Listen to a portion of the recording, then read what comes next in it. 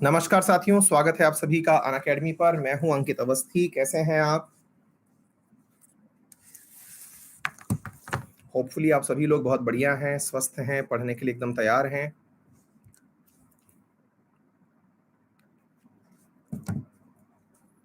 Perfect. हाँ जी, very good evening.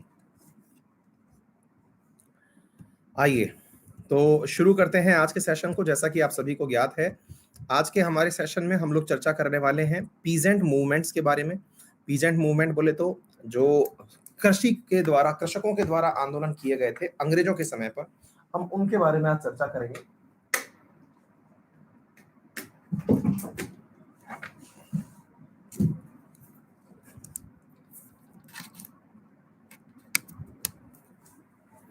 ठीक है, हाँ जी, तो तैयार हैं हम सब। मॉडर्न हिस्ट्री के अंदर हम लोग बहुत लंबे समय से बहुत सारी चीजें खत्म कर चुके हैं।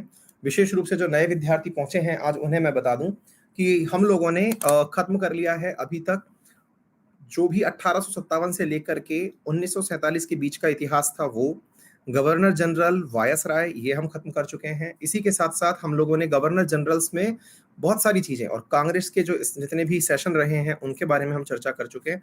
आज हम पीजेंट मूवमेंट के बारे में बात कर रहे हैं। इसके साथ में जब हम आगे की तरफ बढ़ेंगे, यानी कि विशेष रूप से जब मंडे में हम एंट्री करेंगे, तो मंडे में इसी सेशन के अंदर जो मॉडर्न हिस्ट्री के अंदर शिक्षा में सुधार हुए या पुलिस रिफॉर्म्स हुए या न्यूज़पेपर पत्रिकाएं हुई, उनका सेशन शुरू किया जाएगा। कारण क्या है कि मॉडर्न हिस्ट्री के अंदर न्यूज़पेपर्स वगैरह का भी बहुत बड़ा योगदान है। तो आप कोशिश करिएगा कि आप न्यूज़पेपर्स को भी प्रॉपर तरीके से याद कर लें जो इतिहास में प्रमुख रहे हैं, है ना। तो इस सेशन के अंदर हमारी प्रॉपर तरीके से चर्चा हो जाएगी। ठीक है, चलिए साथियों, तो शुरू करते हैं। हाँ जी, तो शुरू करते हैं आज के सेशन को। और जैसा कि आप सभी को पता है, हमेशा की तरह जो शुरुआती बात है कि कल का दिन बहुत ज़्यादा खास होता है, विशेष रूप से हर एस्पिरेंट के लिए, फिर चाहे वो यूपीएससी का एस्पिरेंट हो या एसएससी का। यूपीएससी और एसएससी वाले ध्यान दें कि यूपीएससी के अंदर कल 11 बजे एक टेस्ट होगा जिसे हम कॉम्बैट टेस्ट नाम देते हैं। 11 बजे होता है वो, 11 AM पर होता है और वो कॉम्बैट है और दोनों भाषाओं में उपलब्ध है, तो आप उसे जरूर दें। इसी के साथ साथ एसएससी के अंदर कॉम्बैट होता है, वो होता है 12 बजे, उसे भी आप जरूर दें और दोनों भाषाओं में, हिंदी और इंग्लिश दोनों भाषाओं में वो उपस्थित होता है। नंबर 1। अच्छा, इसके अलावा मैं एक बात और यहाँ पर आपको मेंशन करना चाहूंगा कि कॉम्बैट को पार्टिसिपेट करने के अलावा यदि आप चाहते हैं तो मंडे से मेरा यूपीएससी में नया कोर्स आ रहा है इंटरनेशनल रिलेशंस को लेके। ठीक है, ये कोर्स जो है ये पेड कोर्स होगा और ये पेड कोर्स किस किस चीज में काम आएगा मैं आपको बता दूं। जैसे ना, अभी तक अपन लोगों ने जो भी चीजें पढ़ी हैं, विशेष रूप से मैं बता दूं कि पेड कोर्स में मैं यूपीएससी के अंदर करंट अफेयर्स प्रीलिम्स को ध्यान में रख के पढ़ा रहा हूं, जो प्रीलिम्स 2021 होने वाला है उसको लेके। इससे पहले पॉलिटी और ज्योग्राफी खत्म करा चुका हूं, तो ये सब चीजें आपको एक ही जगह पर प्राप्त हो जाएंगी। तो आईआर का सेशन आपको प्राप्त हो जाएगा मंडे से, तो आप इसे ज्वाइन कर सकते हैं। ठीक है। अच्छा, और यूपीएससी के अंदर अभी क्या ऑफर चल रहा है मैंने आपको बताया। 28 अप्रैल तक यदि आप यूपीएससी में सब्सक्रिप्शन परचेज करते हैं तो आपको अनअकैडमी दे रहा है 2022 के अंदर जुलाई तक का सब्सक्रिप्शन प्लस 10,000 रुपए की किताबें आपको इसी सब्सक्रिप्शन फीस में दी जा रही हैं, इंक्लूडिंग 10% डिस्काउंट। और अगर आप स्पेशल क्लासेस भी देखते हैं तो एडिशनल 10% का डिस्काउंट भी आपको मिल रहा है। ठीक है। कहाँ से ले रहा हूँ क्लास बेटा? ड्राइंग रूम से बैठ करके ले रहा हूँ। हाँ जी, हाँ जी, शुरू करें। चलिए आइए, तो आज का पहला सवाल है आपके सामने, आपकी स्क्रीन पर दिखाई दे रहा होगा। इसे सॉल्व करने का प्रयास करते हैं। हाँ जी, very good evening. In 1930s peasant movement were organized by different leaders of different part of country match their areas। Such match करते हैं और ट्राई करते हैं। पहला है, इनको मैच करिए कि कौन किसके साथ सही से काम कर रहा है। जैसे सहजानंद सरस्वती, ये कौन सी जगह से जुड़े हुए थे? खुदाई खिदमतगार। इसके साथ साथ स्वामी रामानंद और अब्दुल हमीद खान, ये कौन किससे जुड़ा हुआ था, ये आपसे पूछा जा रहा है। और ये सारे के सारे पीजेंट मूवमेंट के अंदर जो फेमस लोग रहे हैं उनके बारे में आपसे पूछा जा रहा है, बताएं।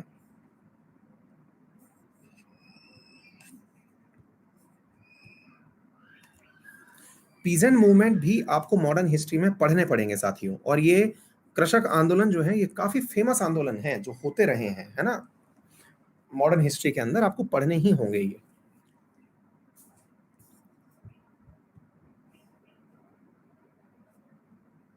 राकेश सर, आपकी आंखों के नीचे डार्क निशान पड़ गए हैं, क्यों? भाई ऐसा कहते हैं कि किसी की नींद पूरी ना हो तो काले आंखों के नीचे काले गड्ढे पड़ जाते हैं। है ना? तो अपन लोगों ने एक बहुत अच्छा प्लान किया है, होपफुली आप सभी को पता चल गया होगा कि मंडे से आपकी जो करंट अफेयर है उसमें एक नया वेरिएशन आ रहा है। पहले तो मैं इस क्वेश्चन को डिस्कस कर लूं, फिर आगे बताएंगे। सहजानंद सरस्वती जो थे वो बिहार प्रोविंशियल किसान सभा के संस्थापक हुआ करते थे, ठीक है ना? और उन्होंने लखनऊ के अंदर अखिल भारतीय किसान कांग्रेस की स्थापना की थी, जिसका नाम बाद में बदल करके अखिल भारतीय किसान सभा कर दिया गया था। इसकी अध्यक्ष स्वाजी सहजानंद को ही बनाया गया था, ठीक है ना? खान अब्दुल गफ्फार खान जो है वो पश्चिमोत्तर सीमा प्रांत जो है वहां पर रहे हैं। उन्हीं को ही खुदाई खिदमतगार या लाल कुर्ती संगठन के नाम से जाना जाता है, जो सविनय अवज्ञा आंदोलन में बहुत एक्टिवली पार्टिसिपेट किए थे। हाँ जी, फ्रंटियर गांधी के नाम से भी उन्हें जाना जाता था, ठीक है ना? चांदनी झा, फर्स्ट टाइम आपको कमेंट कर रही हूँ। आपको ये कहना चाहती हूँ कि आप बेस्ट टीचर हो। बहुत बहुत धन्यवाद बेटा। बेस्ट तो नहीं, लेकिन हाँ, आप लोगों को पढ़ाने का प्रयास कर रहा हूँ, आप लोग इसे रिकॉग्नाइज कर रहे हैं, ये मेरे लिए बहुत ही अच्छी बात है। बेटा सुनो, मंडे से एक छोटा सा चेंज है, चेंज नहीं है मतलब एक और एडिशनल इंफॉर्मेशन आपके साथ साझा की जा रही है। सभी अपने साथियों से इसे साझा कर लें। मैंने पूरी तरह से कंक्लूड कर लिया है आप लोगों से डिस्कस करने के बाद में। सुबह जो हमारा वाईफाई स्टडी 2.0 पर जो सेशन चलता है वो एज इट इज चलता रहेगा। तो पहले तो इस चीज को लेकर के आप थम्स अप कर दें, है ना? कि जो इतने दिन से आपकी जो संघर्ष चल रहा था, मैं कह रहा था कि इसको सेपरेट करूंगा, है ना? तो वो चीज जो है वो नहीं हो रही है, वो एज इट इज रहने वाली है। एज इट इज से मतलब है कि 2.0 पर जो सुबह 6:30 बजे सेशन चल रहा है वो अब exclusively UPSC, PSC, state PSC और सीडीएस, इन 3 एग्जाम के लिए रह जाएगा। यूपीएससी सिविल सर्विसेज एग्जामिनेशन, हालांकि यूपीएससी ही सीडीएस का एग्जाम लेती है ना? इनके लिए रह जाएगा। और इसमें जो क्वेश्चंस होंगे वो विशेष रूप से वो क्वेश्चंस कराए जाएंगे आप लोगों को जो कि क्या कहते हैं ना, आपको एक प्रकार से उन्हें इस प्रकार से समझने का प्रयास करिए जिसमें इंटरनेशनल रिलेशंस और इंडिया का ऐसा क्वेश्चन जो कि बहुत ज्यादा यूजफुल है यूपीएससी पर्सपेक्टिव एग्जामिनेशंस में, और वहां पर प्रीवियस ईयर क्वेश्चन भी यूपीएससी के ही सॉल्व कराए जाएंगे, ठीक है? नंबर 1। अच्छा, इसके बाद में दूसरी जो चीज आपको याद रखनी है वो क्या है, हमारा मेन चैनल है एक जो कि इंडिया का लार्जेस्ट चैनल है जिसका नाम है वाईफाई स्टडी, है ना? उस पर 13.7 मिलियन सब्सक्राइबर हैं अगर आपने देखा हो। तो उस पर मंडे से नया बैच आ रहा है, और वो बैच आ रहा है, मैं वो भी बता दूं, इवनिंग में 8:30 पीएम, ठीक है? इसमें जो वन लाइनर क्वेश्चंस जो मैं 4 AM तक लाने की बात करता था वो यहां पर आएंगे, ठीक है? तो इन क्वेश्चंस को, ताकि जिनका भी जो दिक्कत है वो सॉल्व हो जाएगी, ठीक है? अच्छा, और तीसरा जो है, इसी चैनल पर शाम को 7:30 बजे जो एक इशू वाला आता है वो तो आता रहेगा, एक इशू आता है जो दिन भर की जो प्रमुख घटना है उसको हम इसमें डिस्कस कर लेते हैं, ठीक है? तो ये सीन रहने वाला है। तो मैंने आप लोगों को बता दिया ताकि किसी को भी, हाँ, ये वाला जो होने वाला है ना 8:30, ये उन एग्जामिनेशंस के लिए है, एसएससी, रेलवे, एनडीए, जो वन लाइनर एग्जामिनेशंस हैं उनके लिए करंट अफेयर रात को 8:30 बजे, ठीक है? आधा घंटे का, 30 मिनट्स टू 40 मिनट्स एक स्टैंडर्ड टाइम है, इतने समय का ये रहने वाला है, ठीक है? और ये जो 6:30 बजे वाला सेशन है ये एनी हाउ 8 बजे तक खत्म करा दिया जाएगा, क्योंकि 8 बजे से जो एसएससी सेगमेंट है उसका पेड बैच आ रहा है, तो उसको तो पढ़ाना ही पड़ेगा। तो पेड बैच के लिए ये वाला जो टाइमिंग है ये उसमें कन्वर्ट हो जाएगा, ठीक है? तो ये सारी चीजें हैं, हाँ, 40 मिनट तक, ठीक है? तो ये सारी चीजें आप लोगों के लिए ही की जा रही हैं। तो होपफुली आप सभी लोग जो हैं अब यहां से आगे मिनिमम जो प्रॉब्लम है वो शेयर कर पाएंगे, है ना? अब वैसे तो देखिए दिन भर क्लासेस सबकी रहती हैं, कहीं ना कहीं से तो आपको इशू होगा ही। आप बस मुझे ये बता दो, क्या आपको ये प्लान पसंद आया? यस और नो में बता दो, यानी ट्रू और फॉल्स में बताया कि ये प्लान सही आया, सही समझ में आ गया। कोई बड़ा परिवर्तन नहीं है, एक एडिशनल क्लास और शुरू हो रही है, और वो एडिशनल क्लास जो है वो इवनिंग में आ जाएगी, जिससे कि उन लोगों की शिकायतें दूर हो जाएंगी जो वनडे एग्जामिनेशंस वाले विद्यार्थी मेरे साथ जुड़े हुए हैं, कि उन्हें भी वनडे के लिए शॉर्ट क्वेश्चंस चाहिए विद डिटेलिंग, वो मिल जाएगा आपको, ठीक है बेटा? हाँ, ये लाइव होगा 8:30 PM जो है इवनिंग में, ये लाइव होगा। और बोर्ड के माध्यम से ही होगा ये, कंप्यूटर के लैपटॉप के माध्यम से नहीं होगा, मैं बोर्ड पे ही आके पढ़ाऊंगा। ठीक है, डन है। चलिए, बहुत ही अच्छी बात है। आइए तो शुरू करते हैं, अगले सवाल की तरफ बढ़ते हैं। What was the demand of the Tebhaga peasant movement of Bengal, है ना। बंगाल में तिभागा किसान आंदोलन की क्या मांग थी, देखते हैं इधर की तरफ। जमींदारों की हिस्सेदारी को फसल के आधे भाग से कम करके एक तिहाई करना, भूमि का वास्तविक खेतीहर होने के नाते भू स्वामित्व कृषकों को प्रदान करना, जमींदारी प्रथा जमींदारी प्रथा का उन्मूलन तथा कृषि दासता का अंत करना, और कृषकों के समस्त ऋणों को रद्द करना। हाँ भाई, बताइए, आपसे पूछा जा रहा है जो तिभागा आंदोलन हुआ था बंगाल के अंदर, उसका क्या योगदान था, क्यों हुआ था वो तिभागा आंदोलन। तिभागा, तिभागा बोले तो तीन भाग।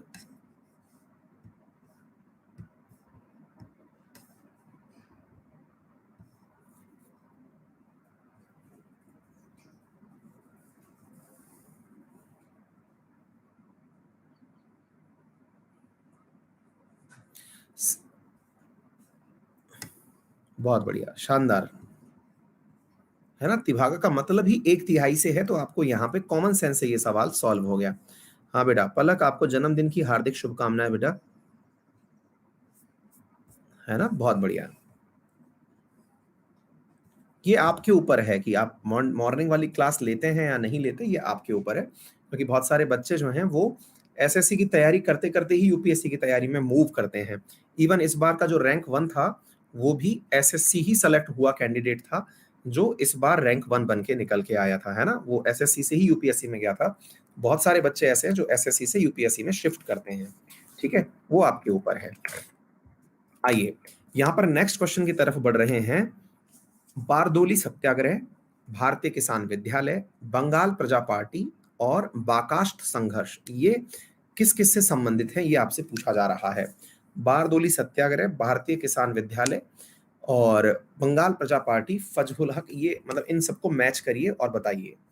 अच्छा प्रश्न है, और ये सभी एक दूसरे से आपको मैच करते हुए बताने हैं।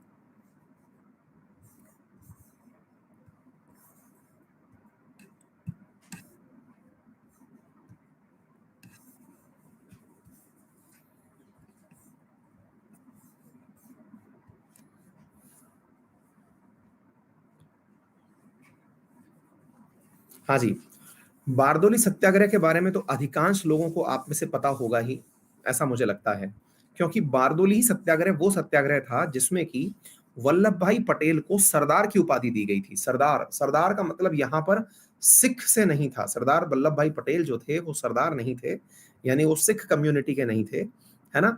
वो मुखिया का मतलब था, यहाँ पर लीडर का, मास लीडर का नाम दिया गया था, है ना। तो बारदोली सत्याग्रह के अंदर सरदार वल्लभ भाई पटेल को उनके नेतृत्व के कारण ही महिलाओं ने किसका नाम दिया था, सरदार का नाम दिया था, जो कि 1928 में संपन्न हुआ था। ठीक है ना, किसान आंदोलन था ये, और इसमें महिलाओं ने, गांधी जी भी यहाँ पर जो है उपस्थित थे, ये ध्यान रखने की बात है। ठीक है ना। अब कहते हैं, कई बार सवाल पूछ लिया जाता है, बारदोली मतलब सरदार पटेल को सरदार की उपाधि किसने दी, इस बात को लेकर के कई बार डिबेट होती है। तो डिबेट का आंसर ये है कि उपाधि जो थी वो महिलाओं ने सेलेक्ट करी कि भाई ये इनको हमारा सरदार नियुक्त किया जाए, लेकिन उपाधि ग्रीट जिसने करी, यानी प्रदान जिसने करी, वो महात्मा गांधी जी थे। ठीक है ना, तो महिलाओं ने सेलेक्ट करी, और ऑफर किसने करी, महात्मा गांधी जी, यानी महात्मा गांधी जी के द्वारा क्रिएटेड नहीं थी, it was created by womens of that mass leader of that particular satyagraha, और उसके बाद में गांधी जी ने उन्हें दिया था। ठीक है ना, तो ये एक सवाल काफी इंपॉर्टेंट है, बहुत बार पूछा गया है। चलिए नेक्स्ट क्वेश्चन है, महात्मा गांधी ने वल्लभ भाई पटेल को अब देखो, ये सवाल मुझे नहीं पता था, लेकिन देख लो आ गया एज इट इज। वल्लभ भाई पटेल को सरदार की उपाधि उनकी बड़ी संगठन क्षमता के कारण किस आंदोलन में दिया था, ये क्वेश्चन मुझे नहीं पता था कि इसके जस्ट बाद ये वाला क्वेश्चन आ जाएगा, लेकिन आ गया तो मैं क्या कर सकता हूं।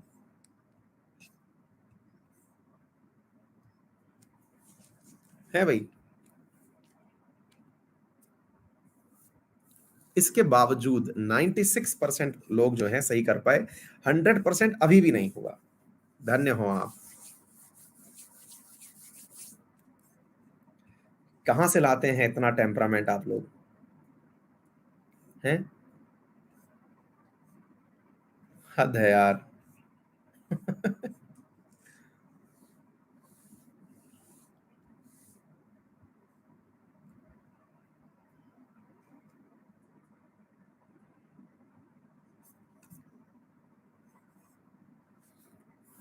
चलिए कोई बात नहीं, इस बहाने 2 क्वेश्चन तैयार हो गए आपके, है ना?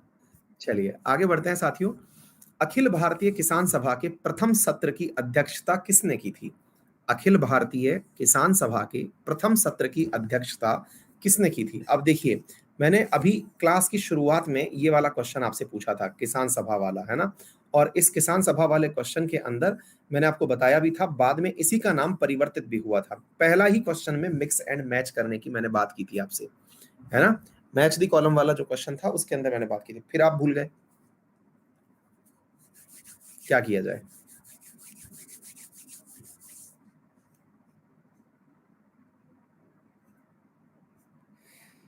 दीप्ति को अन अकेडमी वाले कॉल करते हैं, पूछ रहे हैं किस किस से पढ़ते हो, सबका कॉल करते हैं क्या? दीप्ति, देखो बेटा, अन अकेडमी वाले कॉल करते हैं या नहीं करते, लेकिन जब तक पैसे संबंधी कोई बात नहीं हो रही तो लोड लेने की जरूरत नहीं है। पैसा भी अगर वो अन अकेडमी के लर्निंग प्लेटफॉर्म से आपको जमा करवा रहे हैं तो भी कोई टेंशन नहीं है, बाकी लोड मत लो, जो पूछ रहे हैं बताते रहो, है ना?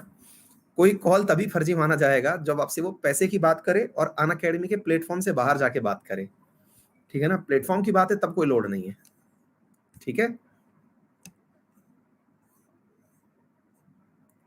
ना? अगर अपन जिस पे मुझे रोज क्लास में देख रही हो, यही प्लेटफॉर्म हमारा प्लेटफॉर्म है, इसके थ्रू प्लेटफॉर्म पर अगर पेमेंट करवा रहे हैं तो सब कुछ सही है, ठीक है ना? इसके अलावा कहीं से और कोई तरीका बताएं तो फिर आप थोड़े से सतर्क हो जाइए। चलिए, क्योंकि फिर कोई और मतलब फर्जी कॉल हो सकता है। सुमेलित कीजिए और सूचियों में नीचे दिए गए कूट का प्रयोग सही उत्तर में चयन में करिए। कृषक आंदोलन है और उनके साथ में जुड़े हुए नेता हैं। आइए देखते हैं। बकाष्ठ भूमि आंदोलन, एका आंदोलन, मोपला विद्रोह और अवध किसान सभा आंदोलन, इन्हें मैच करिए और बताइए कौन किससे संबंधित है। जरा सोचिए और बताइए।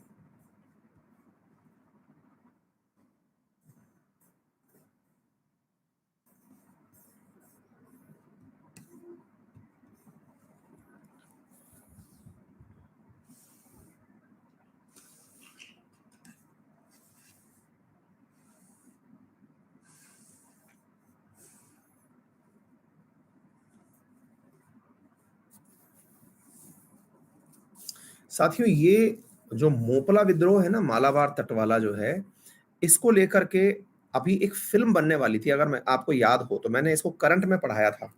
किसी को अगर ध्यान हो, मोपला विद्रोह जो कि मालाबार तट के ऊपर है ना? और अगर आपको याद हो तो उसका तगड़ा विरोध हुआ था केरल में। साउथ की ही एक मलयालम फिल्म बनने वाली थी इसके ऊपर, है ना? याद है? और इसका बहुत तगड़ा विरोध हुआ था क्योंकि ये वो सत्याग्रह है जिसमें कि असल में अंग्रेजों का विरोध होते हुए दंगे हो गए थे, हिंदू मुस्लिम दंगे हो गए थे, ठीक है? हाँ, है ना? तो दंगे हो गए थे, जलीकट्टू नहीं है। ये एक मतलब काफ़ी ज़्यादा मतलब विरोधी वाली चीज़ है ये।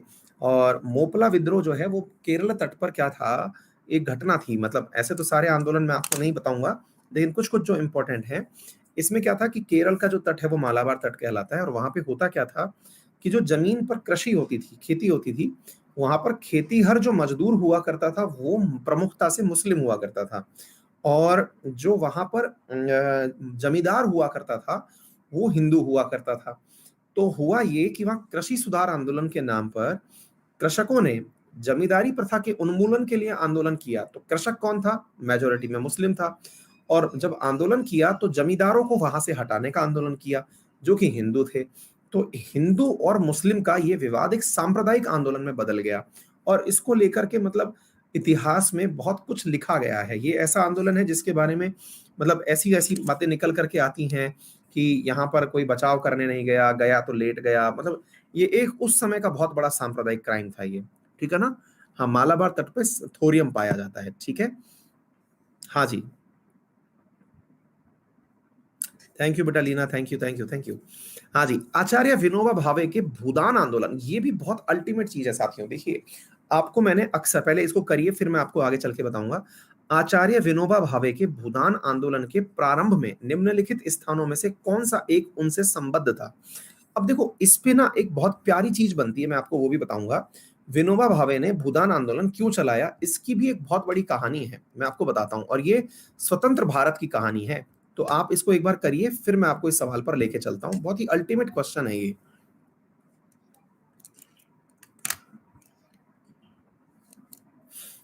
और आप में से बहुत सारे लोगों को पता है, ये अच्छी बात लगी मुझे।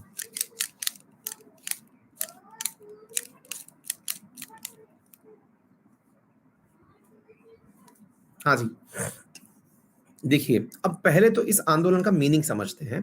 पूरी कहानी जो है वो यहां पर लिखी हुई है, जरा इधर देखिए।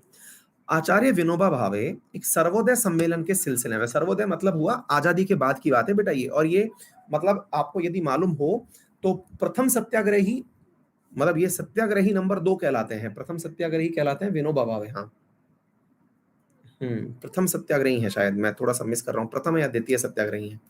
ठीक है, अच्छा पहले इसको थोड़ा सुनते हैं, फिर इसके बारे में मैं आगे की बात बताऊंगा। तो इधर क्या हुआ साथियों कि सर्वोदय, सर्वोदय का मतलब है सबका विकास हो, सबका उदय हो, प्रथम सत्याग्रही कहलाते हैं ना। हाँ, प्रथम सत्याग्रही कहलाते हैं। अच्छा सुनिए, तो हुआ क्या कि 18 अप्रैल 1951 को, जैसे इसमें दिखाया गया है कि आंध्र प्रदेश के नालकोंडा जिले में ये पहुंचे और सबके उत्थान की बात कर रहे थे। सबका उत्थान मतलब क्या था कि भारत जब आजाद हुआ था ना साथियों, तो एक बहुत बड़ी क्राइसिस थी इंडिया के साथ में। क्या कि आजाद तो हम हुए, लेकिन वो जो चीजें अंग्रेजों के समय थी वो आज भी बरकरार थी। जैसे अंग्रेजों के समय पर जमींदार नामक एक बीच की कड़ी बन चुकी थी, और जमींदार जो हुआ करते थे, उन्होंने जो कृषक वर्ग था, जो सामान्य कृषक था, उसके पास से जमीन को हड़प रखा था। हड़प रखा था इसका मतलब ये हुआ कि जमीन आम आदमी के पास ना होकर के कुछ खास लोगों के पास हुआ करती थी, और बाकी लोग तो केवल उस पर मेहनत मजदूरी किया करते थे। देश इस समस्या को जानता था, लेकिन मुसीबत ये थी कि अगर हम ये कह दें कि जमींदारों को अपनी जमीनें वापस करनी चाहिए, तो ये करना संभव नहीं था। क्यों? क्योंकि जो अब संविधान सभा बन के आई थी, उसमें अधिकांश लोग ऐसे ही जमींदार फैमिली से आए हुए थे। तो भाई साहब, संविधान बनाने वाले अपने खिलाफ कोई कोई निर्णय कैसे लेंगे? है ना, बहुत लॉजिकल बात। तो फिर ये किया गया कि देश आजाद हुआ है, तो हो सकता है कि देश के जितने भी बड़े जमींदार हैं, वो इस भावना से अभिभूत हो जाएं कि हमारी थोड़ी थोड़ी जमीन जो है वो हम गरीबों में डिस्ट्रीब्यूट कर दें। तो ऐसा करने के लिए मतलब सबसे पहले भूदान, कि जिसको जमीन देनी है दे दो, दान कर दो, ताकि उस पर लोगों को बसाया जा सके। तो हरिजन परिवारों को सबसे पहले 100 एकड़ भूमि जो है वो डिस्ट्रीब्यूट की गई। और कहते हैं कि इस प्रकार से विनोबा भावे जी ने जब आंदोलन चलाया 51 से लेकर 57 के बीच में, तो उन्हें 50 मिलियन एकड़ भूमिहीन जमीन प्राप्त हुई लोगों को देने के लिए। मतलब 50 मिलियन एकड़ जो भूमि है वो उन्हें दान में मिली, ताकि वो उसे लोगों में बांट सकें। अब सुन करके तो एकदम आपको ऐसा लग रहा होगा कि यार ये तो गजब ही काम कर दिया उन्होंने, है ना, एकदम बहुत ही जबरदस्त वाली फीलिंग आ रही होगी। बोलो यस और नो, है ना। लेकिन पता है एक इसमें गड़बड़ क्या थी? गड़बड़ ये थी कि लोगों ने वो भूमि दान में कर दी जो बंजर भूमि थी, जिसपे कुछ पैदा नहीं हुआ करता था। मतलब विनोबा भावे जी का ये आंदोलन जो है, ये सुनने में तो बहुत कैची लगता है, फ्रॉड हो गया उनके साथ में। फ्रॉड क्या हो गया कि जो बंजर भूमि थी ना, वो इन्हें दान में दे दी। मतलब जिसका कोई यूज नहीं था, बोले ले लो इस पे बसा दो जिसको बसाना है, तो फिर उसको करें क्या? अच्छा, आपको एक चीज और पता होनी चाहिए, फिलहाल जो कृषक आंदोलन हुए, आपको मालूम है ना, प्रधानमंत्री के द्वारा हाल ही में किसानों के लिए प्रधानमंत्री किसान सम्मान निधि एक वो दी जा रही है, याद है आपको? एक स्कीम चल रही है जिसके थ्रू जो है वो किसानों के लिए 6,000 रुपए की राशि बांटी जा रही है। वो 6,000 रुपए की राशि किसको दी जा रही है? वो दी जा रही है सीमांत और मध्यम किसान को, है ना। तो सीमांत और मध्यम किसान भारत में कौन है? जिसके पास 2 एकड़ भूमि नहीं है। अब सोच के देखिए, जिसके पास 2 एकड़ भूमि नहीं है, वैसा किसान भारत में 68% से ऊपर है, जिसके पास, जो सीमांत किसान है, जिसके पास 1 एकड़ के आसपास जमीन है, मतलब ये पकड़ के चलिए। उससे ऊपर का 20% वो है जिसके पास 2 एकड़ तक की जमीन है। मतलब आज भी हमारी जो कुल भूमि है वो अधिकांशतः 12% लोगों के पास ही है। यानी कि भारत में आज तक भूमि का सही प्रकार से बंटवारा हो नहीं पाया है। इसके पीछे का जो सबसे बड़ा कारण है वो यही है कि हमारे यहाँ पर जो संविधान सभा में जो कानून बनाने वाले लोग थे, वो सब जमींदार थे। आप सोचिए ना, लैंड होल्डर्स कमेटी तो थी कांग्रेस की। अगर स्थापना देखते हैं आप, तो कांग्रेस की स्थापना से पहले जो संगठन देखेंगे, तो जमींदार संगठन वगैरह यही संगठन तो थे बाद में चल के जिन्होंने पार्टी बना ली। आज भी हमारे देश में यही होता है और हमारी तो मानसिकता में भी यही है। अगर कोई गरीब आदमी चुनावों में खड़ा हो जाए तो हम वोट ही नहीं देते उसको। हमको लगता है नहीं नहीं, पैसे वाला आदमी होना चाहिए, इसके पीछे जमीन कितनी है, ताकत कितनी है, वो आदमी चुनाव में खड़ा होना चाहिए। मानसिकता बदल गई है ना। चलिए कोई नहीं, आगे चलते हैं। इनको थोड़ा समय के हिसाब से सेट करिए। निम्नलिखित आंदोलनों पर विचार कीजिए: मोपला विद्रोह, बारदोली सत्याग्रह, चंपारण सत्याग्रह और दांडी मार्च वाला नमक सत्याग्रह। इन्हें मैच करिए, कौन कौन सी मतलब किस क्रम में ये हुए, आपसे ये पूछा जा रहा है, बताइएगा।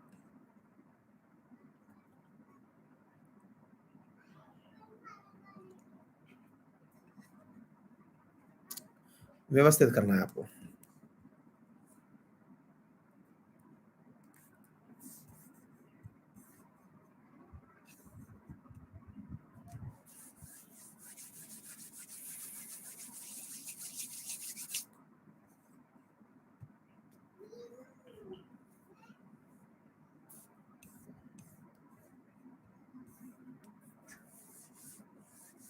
बहुत बढ़िया। चंपारण तो गांधी जी लैंड हुए, बिहार निकल लिए, 1917 में गांधी जी के आते ही हो गया। मोपला 1921 में शुरू हुआ, मोपला विद्रोह, ठीक है ना। इसके बाद में 1928 बारदोली में पढ़ाई चुका हूं, और फिर दांडी मार्च 1930 याद ही है। आजादी का अमृत महोत्सव इसी की याद में तो अब बनाया जा रहा है, याद है ना, क्लियर। चलिए, दक्कन गंगा आयोग का संबंध किस चीज से है? दक्कन राइट कमीशन, दंगा गंगा नहीं है ये, डेक्कन राइट कमीशन, इसका संबंध किस चीज से है? आपसे ये सवाल पूछा जा रहा है, बताइए।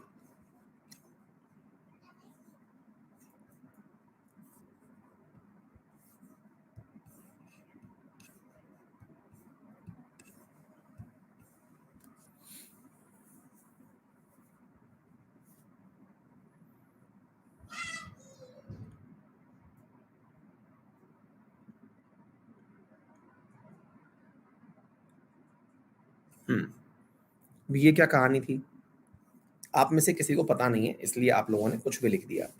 देखिए साथियों, हुआ क्या था, मैं थोड़ा सा इसके बारे में बता देता हूँ, थोड़ा सा इसको समझिएगा। देखिए, भारत में ना जितने बुरे अंग्रेज नहीं थे, उससे ज्यादा भारतीय बुरे थे। मतलब कई बार इस बात को लेकर डिबेट भी होती है कि भारत के लिए बुरा कौन था, अंग्रेज बुरे थे या हम लोग बुरे थे? हम लोग बहुत बुरे थे। कौन से हम लोग? हम लोग असल में वो जिन्होंने भारतीयों के शोषण को अपना जन्मसिद्ध अधिकार समझ लिया। मतलब देखो, आज भी मैं आपको एक बहुत अच्छी और लॉजिकल बात बताता हूं। इस बात को लेकर के कई बार मतलब बहुत जने से लोगों से डिबेट भी हुई है। देखिए, टैक्सेशन जो है ना, टैक्सेशन, टैक्सेशन आज भी होता है।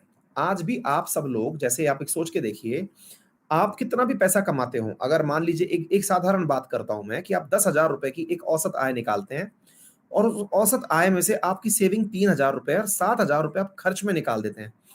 7,000 रुपए का आपका खर्चा है, सब तरह का, एजुकेशन का खर्चा है, फ्यूल का खर्चा है ना, तमाम चीजों का खर्चा है। ये मान के चलो कि लगभग आप अपनी इस खर्चे में से लगभग, मैं मतलब ज्यादा तो नहीं लेकिन फिर भी ये कहूंगा कि आप 20 से 30% सरकार को दे देते हो।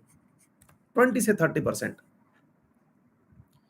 मतलब आप सोच के देखिए कि आपके कुल कमाई का अगर 20%, यानी 2 से 3 हजार रुपए आज भी सरकार टैक्स वसूल रही है। अब आप पूछेंगे कैसे सर, कहां वसूल रही है? हमारी सरकार तो कोई टैक्स नहीं लेती। चलो मैं गिनाना शुरू करता हूं आपको, आपके टैक्स जहां से भी आप शुरू करना चाहें वहां से शुरू कर सकते हैं। देखिए, आप अपनी आजीविका में अगर मान लीजिए आप ऑफिस भी जाते हैं, शुरू करते हैं डे 1 से, आप ऑफिस के लिए निकले, आपने व्हीकल शुरू किया, जिस व्हीकल पर आप बैठकर जा रहे हैं ना, वो व्हीकल जब मार्केट में उतरा था ना रोड पर, तो व्हीकल की एक्स शोरूम प्राइस अगर 40,000 रुपए थी, तो सरकार ने उस पर 10,000 रुपए का टैक्स वसूला था। दोबारा से सुनिएगा, है ना, ध्यान से सुनिएगा मेरे प्यारे साथियों, उस पर 10,000 रुपए का टैक्स, रोड टैक्स देके आप निकले। फिर उसमें बढ़ाने के लिए आप लोग फ्यूल लेके आए। फ्यूल के ऊपर, फ्यूल का अगर 100 रुपए लागत है तो उसमें 30 रुपए उसकी लागत है, उसके 60 रुपए सरकार टैक्स वसूल रही है। मैं ये कह रहा हूं कि एक औसत व्यक्ति, मतलब मैं अपने परिवार का अगर आपको बताऊं, हालांकि ये चीज का शेयर करने की नहीं होती है, लेकिन फिर भी 20,000 के आसपास हमारे फ्यूल का खर्चा है। 20,000 के अगर फ्यूल का खर्चा है, इसमें से 1/3 हिस्सा रेट का है, यानी 6,000 रुपए जो है ना, वो आपके बेसिक प्राइस है। बाकी 14,000 रुपए टैक्स ले रही है सरकार। अगर मैं 1 लाख रुपए खर्च घर खर्च में कर रहा हूं ना, तो उसमें से टैक्सेशन जो का उसमें चला गया, फ्यूल में चला गया, वो देखो आप। इसके अलावा आप बिजली परचेज करते हैं, उस पर टैक्स। जिस रोड पर चलते हैं उस पर टैक्स।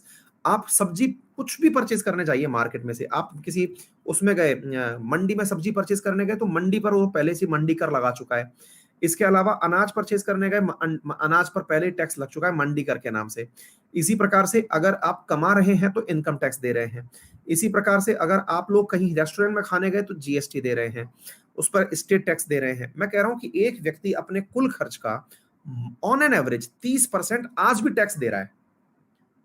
घर खरीद रहा है तो घर पर टैक्स दे रहा है, सब पर टैक्स दे रहा है, मतलब वो टैक्स पे भी टैक्स दे रहा है, कई जगह तो सेस दे रहा है। आ गई बात समझ में? हम इतना टैक्स पे कर रहे हैं, तो आज भी जब हम इतना टैक्स पे कर रहे हैं, तो आज तो हम आंदोलन नहीं कर रहे। आज आंदोलन क्यों नहीं कर रहे हम? मुसीबत क्या थी कि अंग्रेज यहां पर जब आए थे ना, तो वो मुट्ठी भर अंग्रेज थे। तो अब मुट्ठी भर अंग्रेज थे, तो उन्हें भारत पर शासन करना था। भारत पर शासन करने के लिए उन्हें ऐसे लोग चाहिए थे जो कि अंग्रेजों की तरह काम कर सकें। उन्हें एक दलाल चाहिए था, मीडिएटर चाहिए था।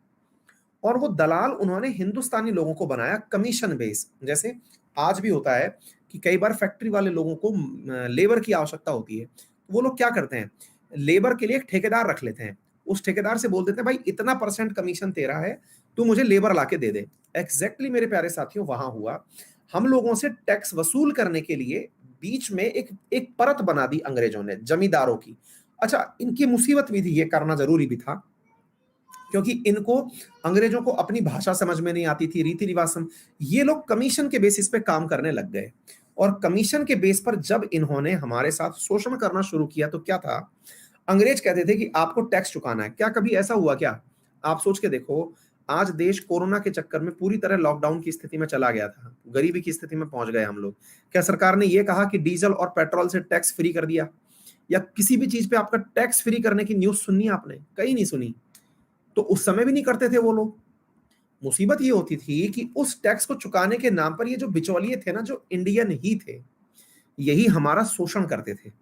और इसी शोषण के कारण क्या हुआ साथियों, दक्षिण भारत के अंदर, महाराष्ट्र के अंदर, पूना, अहमदाबाद, सतारा, शोलापुर, इनमें एक आंदोलन हो गया।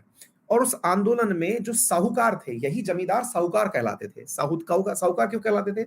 ये कहते थे लोगों से कि भाई आपको जो पैसा चुकाना है ना, ये अंग्रेजों को चुकाना है, मुझसे लेके पैसा उनको चुका दो।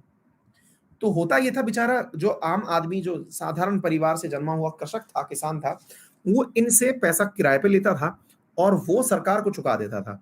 ये लोग फिर उसका और शोषण शुरू करते थे। तो इन लोगों ने साथियों दंगे कर दिए, साहूकारों के घर जला दिए। इस चीज का जांच कमेटी बैठी, अंग्रेजों ने चेक करने के लिए बिठाया कि यार क्या सीन था उस समय। तो निकल करके ये आया कि जो साउथ में दंगे हुए थे, उन दंगों में सरकारी राजस्व की मांग जो थी ना, उसके कारण विद्रोह नहीं हुआ था। विद्रोह इस बात का हुआ था कि जो साहूकार थे ना, वो ऋणदाताओं को परेशान करते थे। क्या आपको मेरी बात समझ में आ रही है? इस कारण से विरोध हुआ था। और ये रियलिटी भी है, मतलब हम लोग अपनों के खिलाफ बोल नहीं पाते, क्योंकि हमारे साथ में देशद्रोही वाली भावना जोड़ दी जाती है। ठीक है, चलिए आगे चलते हैं। संथाल विद्रोह के शांत हो जाने के बाद औपनिवेशिक शासन द्वारा कौन सा उपाय किया गया? संथाल परगना नामक राज्य क्षेत्र का सृजन किया गया। किसी संथाल का गैर संथाल को भूमि अंतरण द्वारा करना गैर कानूनी हो गया। ये क्या था? संथाल विद्रोह क्या था? अब इसके बारे में एक बार के लिए आप आंसर करिए, फिर मैं थोड़ा सा इसको समझाने का प्रयास करता हूं। कहते हैं कि ये एक प्रकार का प्रीकर्सर था 1857 की क्रांति का, मतलब उससे पहले भी एक क्रांति हुई थी।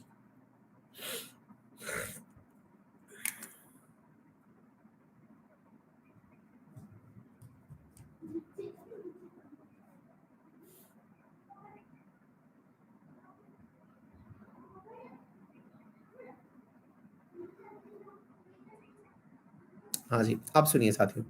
साथियों होता क्या था ना, आज भी ये चीज इंडिया में चल रही है, अगर आपको पता हो। पता नहीं आपको मालूम हो या नहीं हो, लेकिन आज भी कोई व्यक्ति एग्रीकल्चर लैंड, अगर वो एससी और एसटी की एग्रीकल्चर लैंड है, तो उसे कोई भी अदर क्लास का व्यक्ति परचेज नहीं कर सकता। पता नहीं आपको मालूम है या नहीं। अगर मालूम हो तो अच्छी बात है, नहीं मालूम है तो आज पता कर लीजिए। अगर एससी एसटी की कोई एग्रीकल्चर लैंड है, तो उसे कोई भी अदर क्लास चाहे फिर वो ओबीसी हो या फिर वो जनरल हो, वो परचेज नहीं कर सकता। क्यों परचेज नहीं कर सकता? क्योंकि एक प्रकार से ये समझा जाता है कि इन लोगों को डरा धमका करके भी, एससी एसटी को डरा धमका करके भी जमीनें खींची जा सकती थी, ली जा सकती थी। तो संथाल, जो संथाल थे, वो इसी बात को लेकर के लड़ाई किए थे। ये जनजाति क्षेत्र के लोग थे और इस बात को लेकर के आंदोलन किए थे कि भाई हमारी जो जमीन है ना, वो जनजाति जो जमीन है, वो संथाल की जमीन किसी गैर संथाल को नहीं बेची जाएगी। पुरस्कार तब भी नहीं बिकती, यही दिक्कत भी है। तब भी वो जमीन जो है वो किसी अपने ही एससी वाला एससी को ही बेच सकता है, एसटी वाला एसटी को ही बेच सकता है। वो जमीन तब भी नहीं बिकती है। ये बहुत बड़ा इशू है। ठीक है ना? हाँ हाँ, इसके अंदर बात समझ सकता हूं मैं आपकी। तो ये उस समय ये अधिनियम लाया गया था। जी हाँ, चलिए आगे बढ़ते हैं। और संथालों को जो है वो इस प्रकार से जमीन जो है ट्रांसफर करने का अधिकार नहीं था। नहीं, ये गलत बात तो नहीं है। गलत इसलिए नहीं है कि ये माना जाता है कि वो जमीन बेच करके करेगा क्या, मतलब खेती करना अगर उसकी गरीबी रेखा के नीचे है। बेटा जिनके यहाँ बिकती है ना, फिर उसका तरीका दूसरा होता है। जसप्रीत चौहान, उसके तरीका क्या होता है वो भी मैं बता देता हूँ। दो तरीके होते हैं, अगर आपको इतना ही इंटरेस्ट है तो वो समझ लीजिएगा, क्योंकि मैं भी थोड़ा बहुत क्या लैंड में रुचि रखता हूँ। तो तरीका ये होता है उसका, एक तरीका तो होता है कि उसको एग्रीकल्चर से रेजिडेंशियल में कन्वर्ट करा दीजिए, है ना। तो कन्वर्जन शुल्क लगता है, फिर वो सेल कर सकता है, नंबर एक। दूसरा तरीका ये होता है कि आप एक एग्रीमेंट म्यूचुअली साइन कर लीजिए, जिसमें मालिक जो है वो एससी एसटी वाला बंदा ही रहेगा, लेकिन अब मालिकाना हक जो है वो उस बंदे का हो गया जिसने उसे परचेज किया है, और वो म्यूचुअल अंडरस्टैंडिंग से काम चलता रहता है। बट अगेन, अगर वो एससी एसटी का कैंडिडेट ये क्लेम कर दे कि ये जमीन मेरी है, तो फिर वो वापस उसे ही मिल जाएगी। ठीक है। हाँ जी, 1921-22 के में, जैसे पहले जम्मू कश्मीर में होता था, जम्मू कश्मीर में लैंड परचेज करना अलाउ नहीं था, मालूम होगा, कोई भी परचेज नहीं कर सकता था। तो होता क्या था, जम्मू कश्मीर में थोड़ा सा बड़ी होटल नहीं खुली थी, खूब खुली थी। वहां होता ये था कि आप जाइए वहीं के किसी लोकल आदमी को, जो जमीन वाला है, उसके साथ एग्रीमेंट कर लीजिए। मालिक वो रहेगा, आपका इन्वेस्टमेंट रहेगा, और एक एग्रीमेंट है कि आप कितना परसेंटेज शेयर करेंगे। सब जगह यही होता है आजकल। 1921-22 में अवध में कांग्रेस द्वारा शुरू किए गए एका आंदोलन का भार इनमें से किसने लिया, यानी कि किसने इस एका आंदोलन को शुरू किया, या फिर अपने अपने ऊपर माना कि हाँ मैं ही हूं जिम्मेदार टाइप से।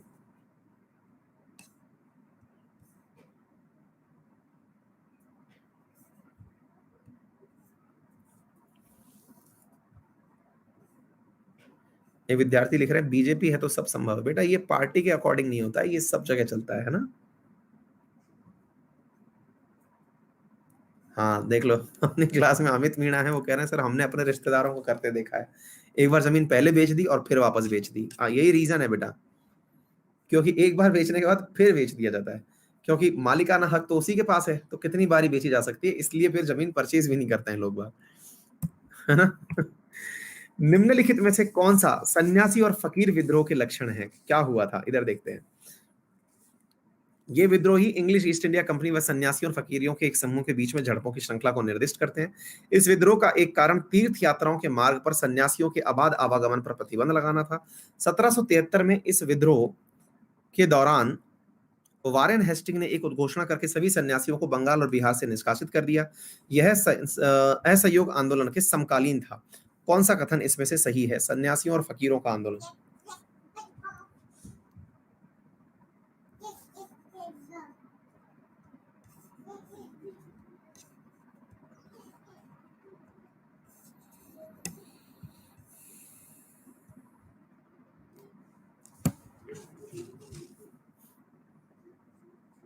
सन्यासियों का आंदोलन हुआ था सन 1770 से 1820 के बीच में, है ना। तो उस समय पर ये नहीं था, मतलब ये जो असहयोग आंदोलन है जो कि 1920-21 में हुआ था, उससे संबंधित ये नहीं था। ठीक है ना। चलिए, तो लीडर बोर्ड देख लीजिए, फिलहाल के लिए इतना ही। कल सुबह 10 बजे आपसे करंट अफेयर के रिवीजन टेस्ट में मुलाकात होगी। Damayanti Lodhi, Aryan Gautam, Rahul Begusarai, Manisha, Chandan, Mithun, Anjali, Ruhi, Jaspreet Meena and Seema. All the very best. See you in the next class.